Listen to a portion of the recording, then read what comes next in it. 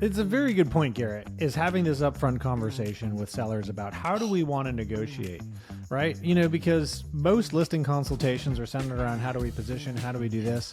And some even go as far as saying when we get offers, this is what it's going to look like. We're going to negotiate. We're going to then go to contract. We're going to do this, but we don't necessarily talk about how to negotiate.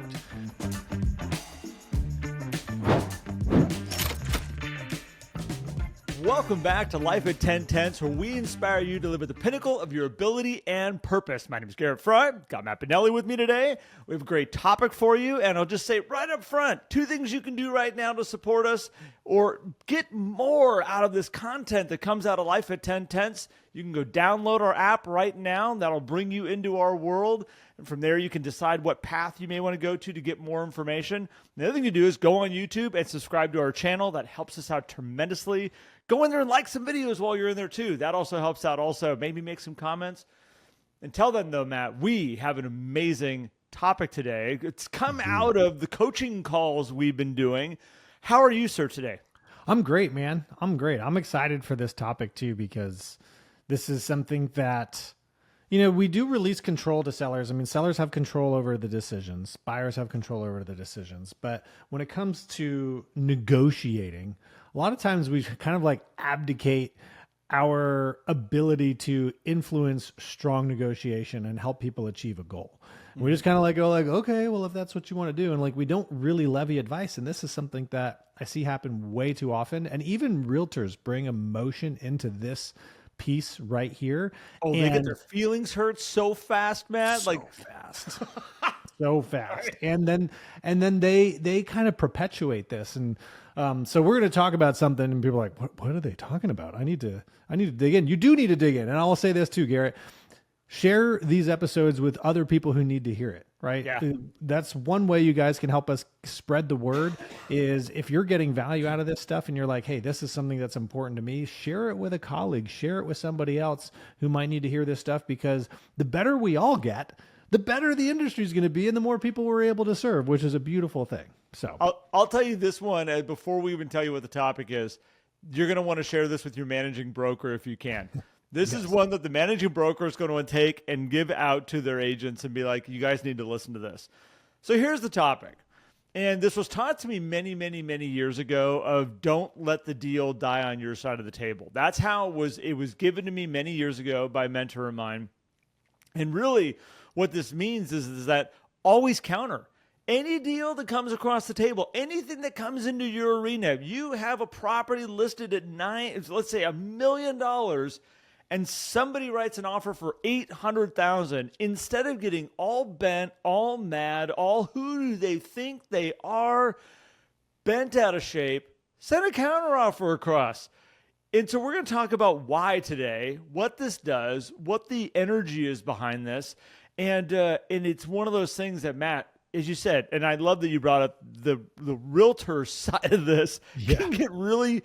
They get their feelings hurt because they've done all this work and they've worked with their clients and they've talked to them and they said, your home is worth this much and we can probably get you around this value and we're super excited. And then this low offer comes in and they go, oh my gosh, I'm going to have to explain to my clients because I told them their property was worth this and now I'm presenting an offer for a way less amount. And it's like, back up for a second. You have a buyer that has said, I'm willing to buy at this price. And we need to take that as a victory in that moment. And now we got to figure out what to do with it. And this is the power of negotiation, Matt. This is like one of the aspects of what your clients have hired you for, is to take these things and go, how can we use them now to get the goal that you've put in front of us? How can we use these pieces that are all available to us to get this final outcome so we can say victory at the very end? And these low offers that come in, they are a stepping stone to victory is what they are.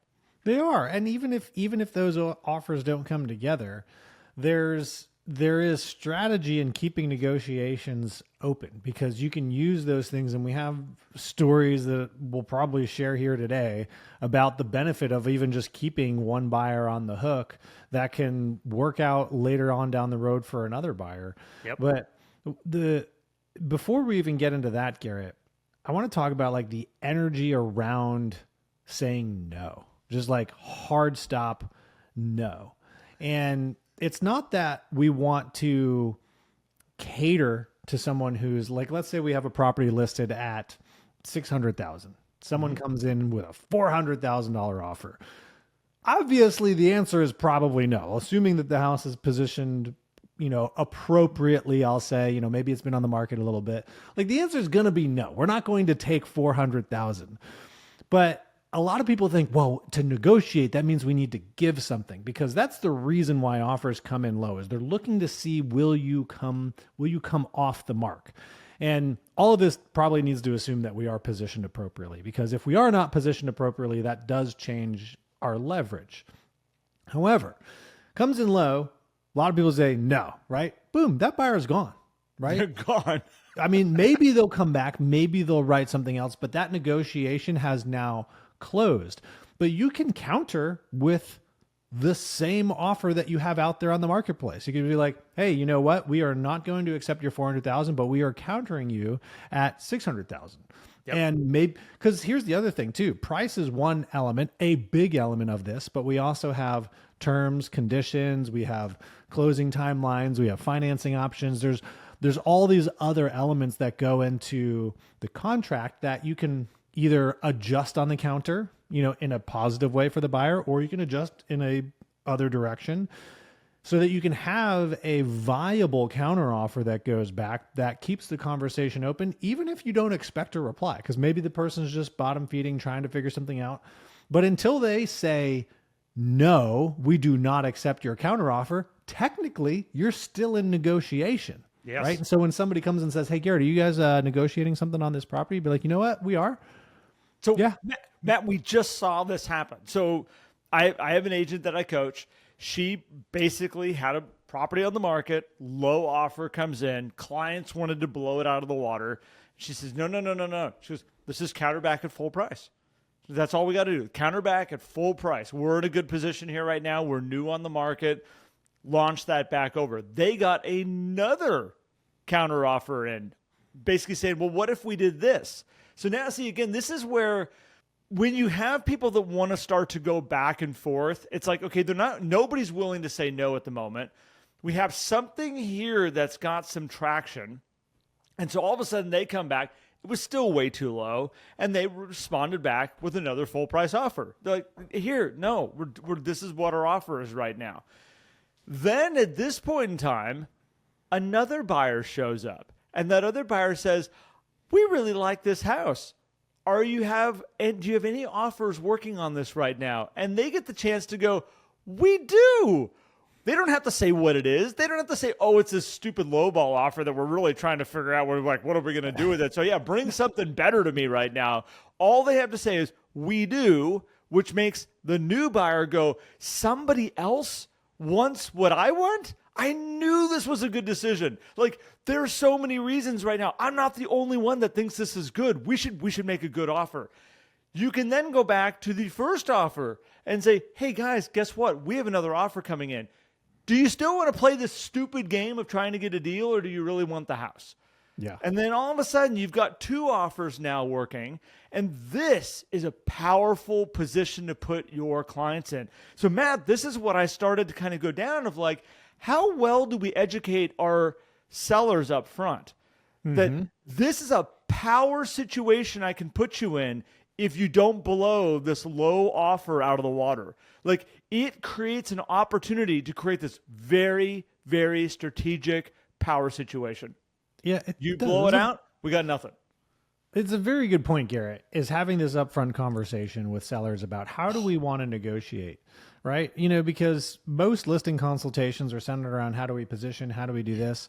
And some even go as far as saying, when we get offers, this is what it's going to look like. We're going to negotiate. We're going to then go to contract. We're going to do this, but we don't necessarily talk about how to negotiate, right? Which is, this is where you really make a good chunk of your commission, is having strong negotiation skills, keeping things moving forward, managing emotions, all of this stuff. So having the upfront conversation around expectations and saying, hey, here's all the things that could happen. Let's be ready for this, this, and this. Also talking to your sellers about what are you comfortable in sharing with other people? Because this is where I see realtors mess up sometimes, is they will just start saying things to other agents. They'll just be like, oh yeah, no, that's going to be a hard no coming from my seller, right? Then they go talk to the seller and then they counter, and it's like, you just kind of like, without having these conversations up front. Now, if you have the conversations up front, some of the best negotiators already have authorization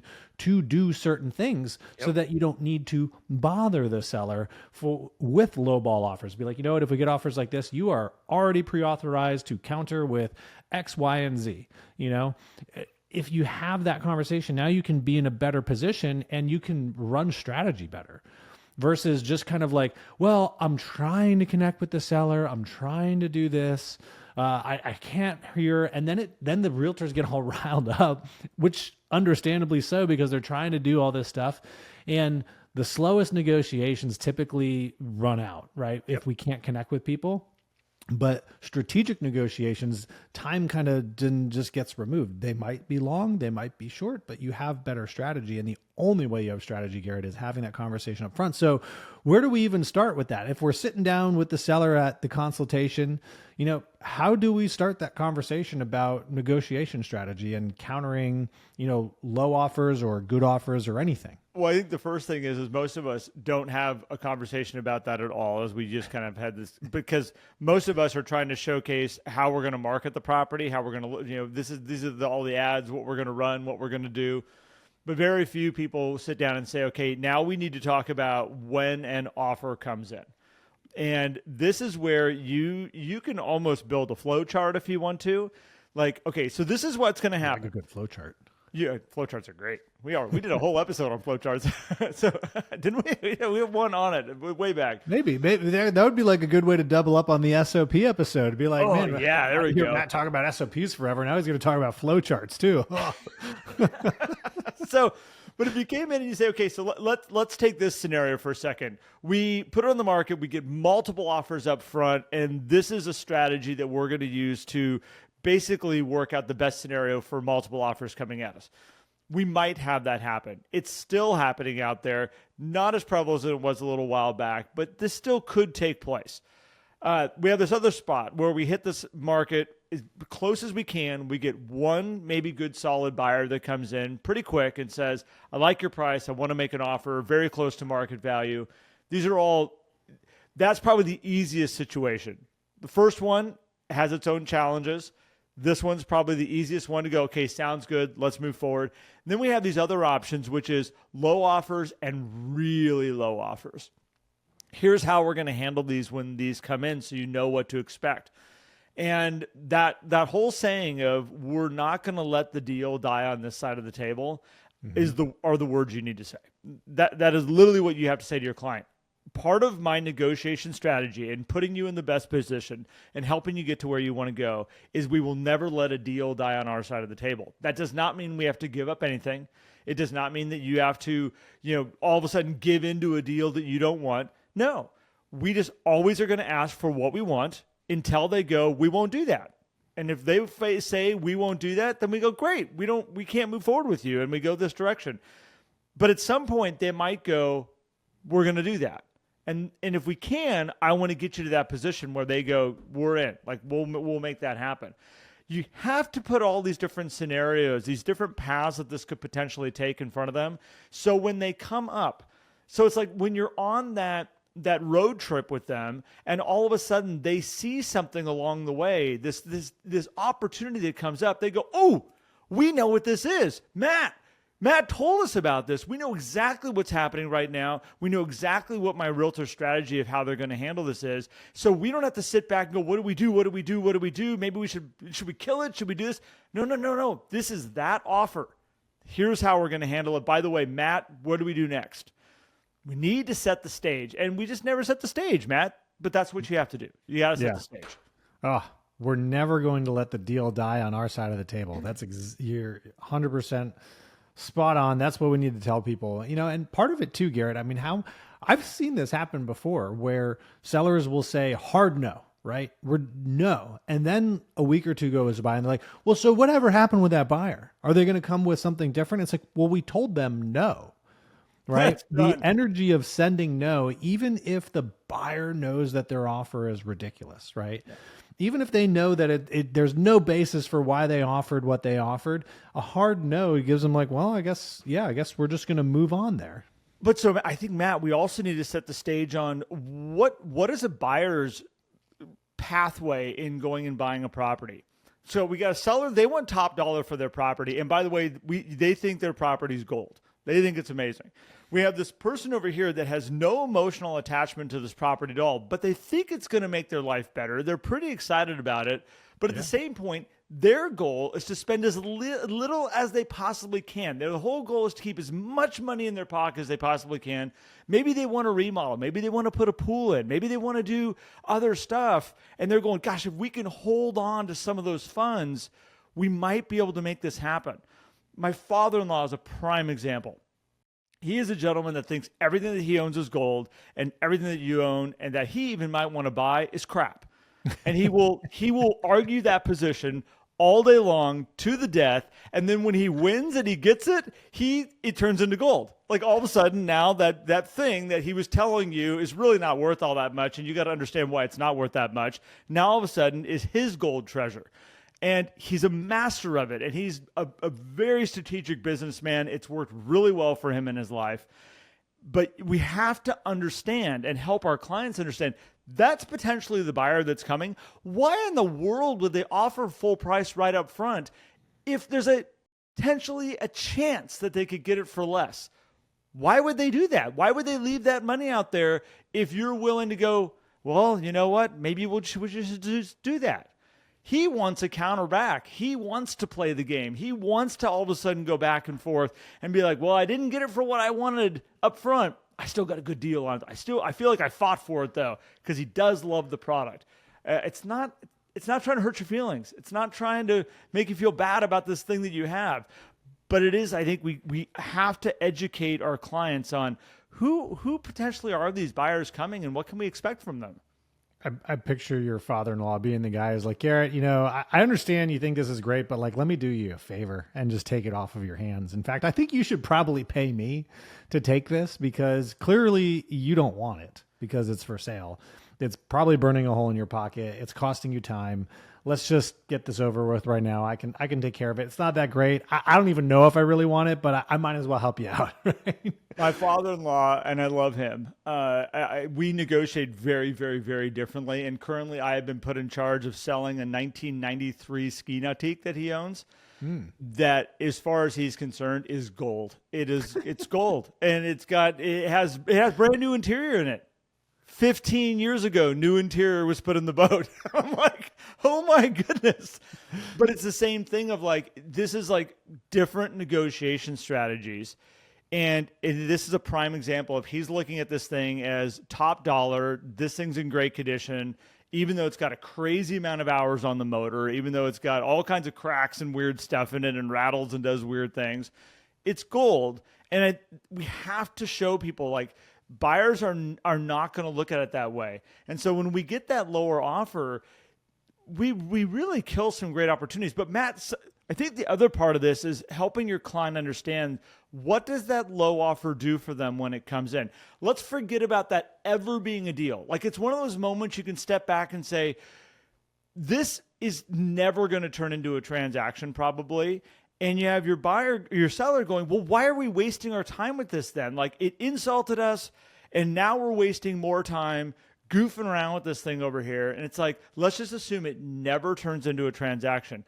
But now it has created this power situation that when somebody else makes an offer, hopefully it's like, that's what we have our fingers crossed for right now, is that another offer comes in, because then we're at a moment that we can sit back and go, okay, guys, here's what we just created. Even better is if another offer comes in. This is what we want. And if this is kind of a crappy offer over here and we're playing with this one, and this is kind of a crappy offer over here and we're playing with this one, we're just going to try to kind of figure these out of which one is the one that's going to put us in the best leverage. And when we figure that out, this could push us closer to your goals that you want to get to. They're all good. They're all positive. They're all powerful for you in your situation. They don't take you off the market. Nobody sits back on the other side and goes, oh, looks like they're working a deal on that one right now. I'm just going to go over here and check this out. You're still active. You are it's just as active as you were before. Don't ruin the situation. Yeah. I think there's a couple of additional things to share with sellers too, which is, let's assume two things. One, the buyer that's coming in is an expert negotiator. Let's assume that first and be like, how do we prepare ourselves to go up against the best of the best? And then the other side of it is, let's also assume that the buyer coming in has terrible advice. They have an awful realtor guiding them. They have no idea what they're doing. Both, by the way, can result in these lowball offers. By the and way, so it's like, okay, how do we manage? Very probable, by the way. But expert negotiator, there are people out there, like my father-in-law, that is an expert negotiator. And there are people that have horrible advice right now. Yeah. So how do we manage both of those? And both are managed by keeping it going, right? Because there's a lot we can learn, right? 80% of negotiations typically happen in the last 20% of the time of that negotiation, however long that takes. So if we can just get that first conversation going and lead it to another conversation, it's going to feel, and this is the other thing to prep your sellers are, it's going to feel like with some of these negotiations, potentially, maybe we get lucky and we don't even have to worry about this, but a lot of you are facing a marketplace where you might experience this, where it's going to feel like we are just dragging this first part of the negotiation. The offer is going to come in. We're going to counter. It might take days for them to respond to us. You know, it's just going to drag. And then if it is something that does get to a completed negotiation, it's all of a sudden going to accelerate and go real fast as we get towards the end. Because once people start to get in it and they're in it for a while, they're like, all right, let's get this thing done. Let's get this thing wrapped up. And now we're going to prepare for the expert negotiator and the terrible negotiator with awful advice. And that loops back into the episode we did recently, Garrett, about just making homes easy to sell and easy to buy. If we have like a really good product, we're going to negotiate from a place of strength, and we can just keep those things going and rock and roll. I mean, I would even even if you're like, but this buyer has no financial feasibility to buy this home. The reason why they're doing a lowball offer, we looked at the pre-approval, all that kind of stuff. It's like, cool, keep the negotiation open. Right? We know that they're not going to get anywhere. Might as well keep it open. Maybe they'll magically find some gift money. I've seen that happen before. Or maybe they gave you a pre-approval that sucked because they wanted you to think that they weren't financially capable of buying that property. Well, here's even worse, and this is not necessarily ethical, but what I've seen happen where I'm not telling you to do this, by the way, so don't take that in any way, shape, or form. What I'm telling you is that like the worst case scenario is, and I've watched this happen, where you go to make an offer on a property and the agent on the other side tells you about how bad the deal is they're working on right now, and please bring me a better offer.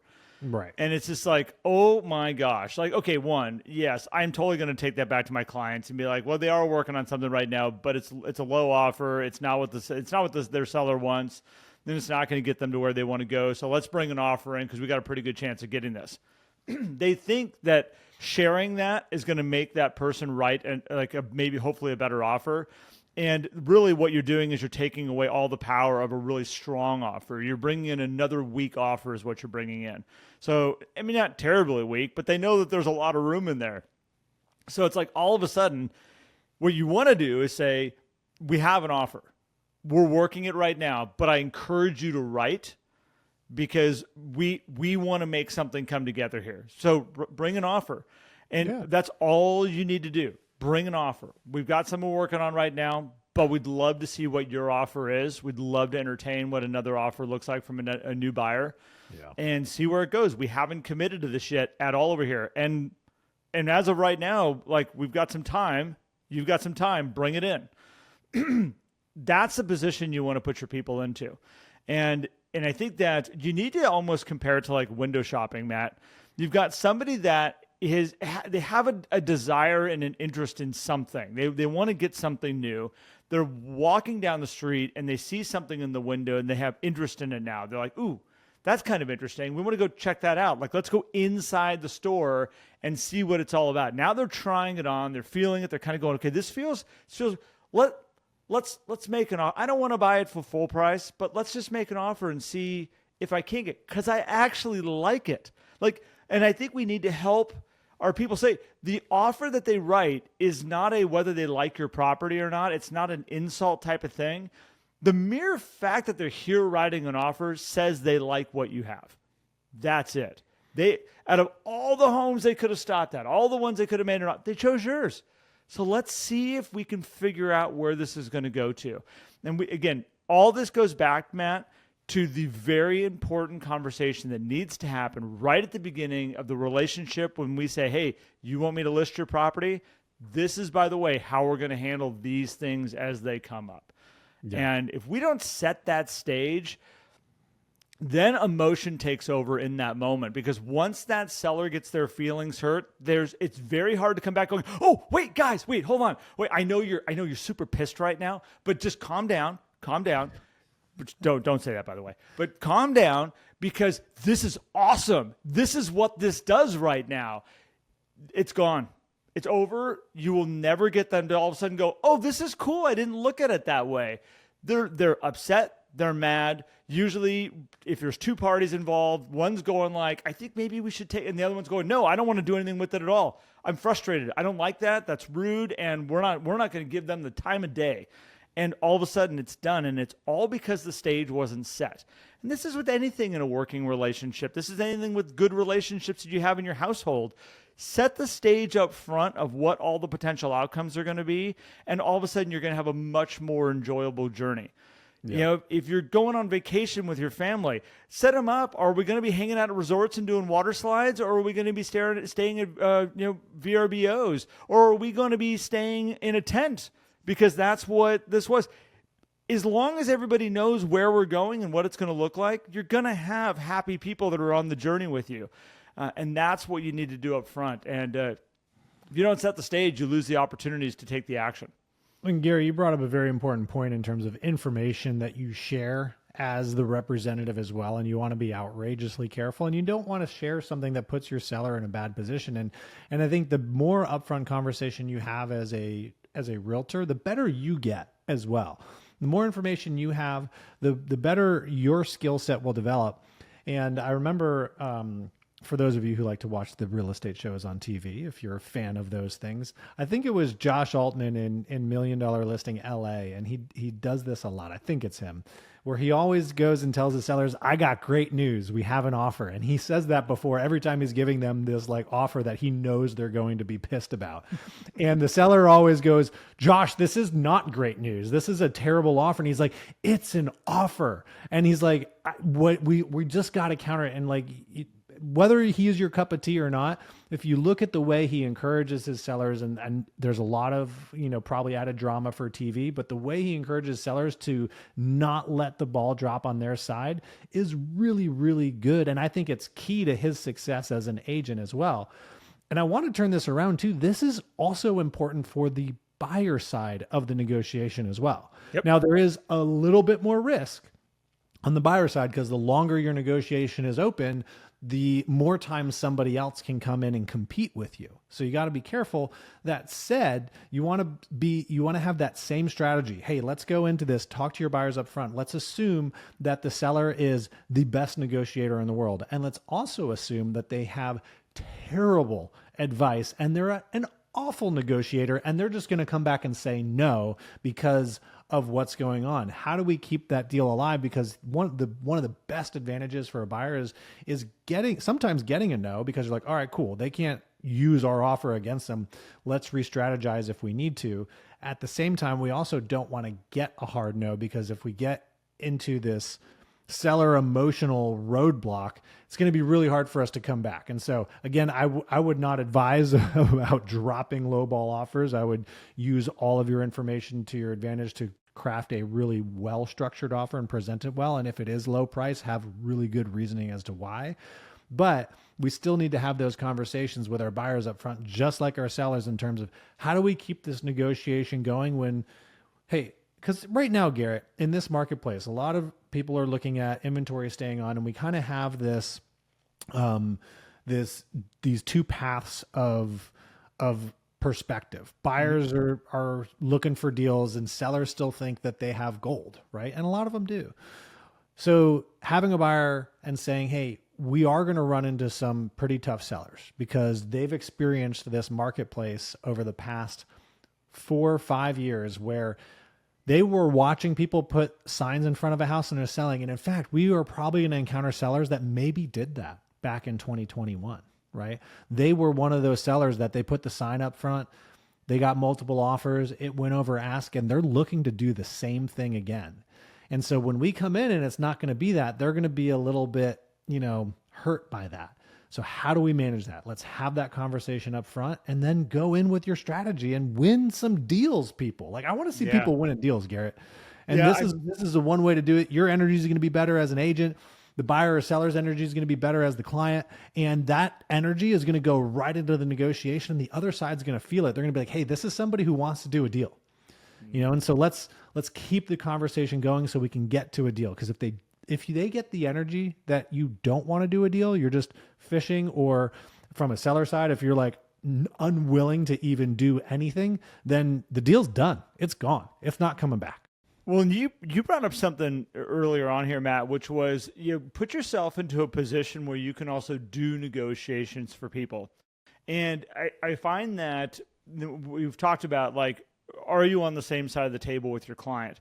And usually what it should always be, if you're sitting, like, imagine like a picnic bench, it's you and your client sitting next to each other with the market or whoever that person is that you're negotiating with on the other side of the table. And a lot of times, you all know when you've been in this situation where your client is not on the same side of the table with you. And all of a sudden you're trying to sell them. They're trying to sell you. We have this whole extra negotiation thing going on over here on top of negotiating with this third party, which is the property that we want to buy or the property that we want to sell. You have to get this person on your side of the table with you so that you guys are working together as a team to get the outcome that they want to get, which means they have to trust you. And I know so many realtor relationships out there where the realtor is this thing they have to deal with when they want to buy or sell a property. It's not their trusted advisor. It's not the person that has the deep smarts that knows what's going on. It's this thing that is this annoyance that's like, oh crap, we have to hire a real estate agent, and I got to call the realtor. Ugh. Like, It's not what does Matt think about this? We need to get Matt on the phone. I want his opinion on what this means and what we should be doing right now.